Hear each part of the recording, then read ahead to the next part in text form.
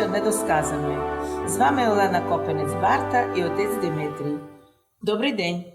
Добрий день, дай Боже, всім нашим братям і сестрам, русинкам, і русинам, і всім людям доброї волі. Тема нынешней передачи – судьба русинов и карпаторусского варианта общерусского літературного язика. Многі часто стали упоминати русинов і Подкарпатську Русь, із якої причини, що такі люди оповіли, а що не доказали про русинов і про судьбу карпаторусского варіанта общерусского літературного язика у русинов. Наша передача «Недосказаної» завжди має акцент. Теми, котрі вже хтось розкривав, теми, котрі для когось вже були упомянуті, ми хочемо доказати або досказати те, що було пропущено. І так, нашими опонентами вспоминалася трагедія, котра сталася з русинами в январю 45-го року, а потім і в іюню, 29 июня, коли совєтська власть в перший раз в грубій формі проігнорувала просьбу і офіційну волю русинського народу Подкарпатської Руси, яку Сталін перейменував на Закарпатську Україну. Аби цей народ русинов не путати із совєтськими українцями. Це треба пам'ятати добре.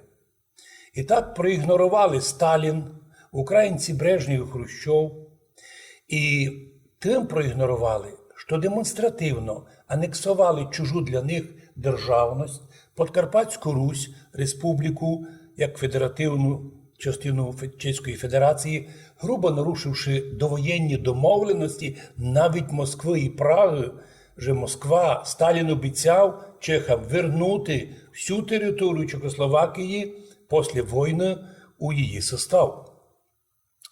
Українськими комуністами поза 22 января 1946 року було зразу уже в анексованій території зразу було закрито коло 600 русинських національних школ.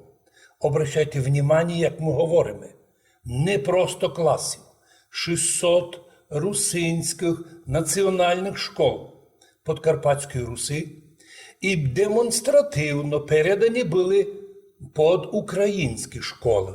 Усі здання і усе майно. Грубо всі русинські бібліотеки були знищені, просто палили книжки, нищили.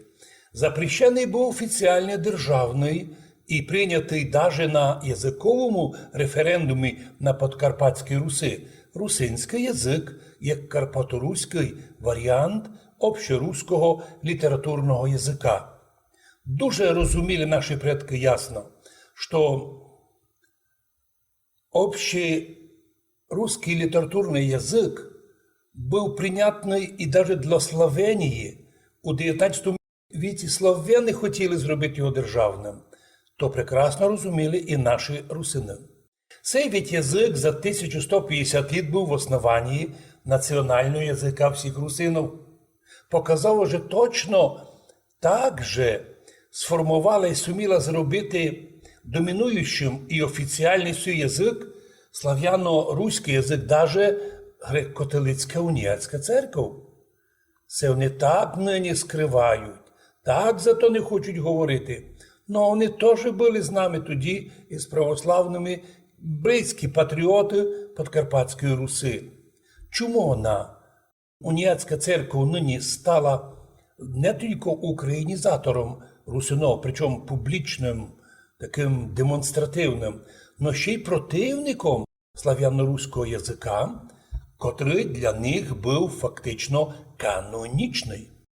Ми вже говорили, що Австрія руками єзуїтів знищила на Галичині усіх галицьких руських просвітителів і посадили там свої кадри по храмам, монастирям, соборам.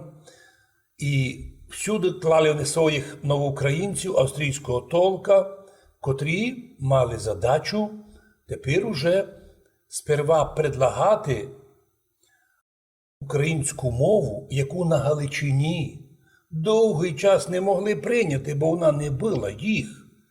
Так, откуда ж знати нині молодим людям з Галичини, що українська мова іще років, що в тих до 39-го року була не тільки складна, а й незрозуміла.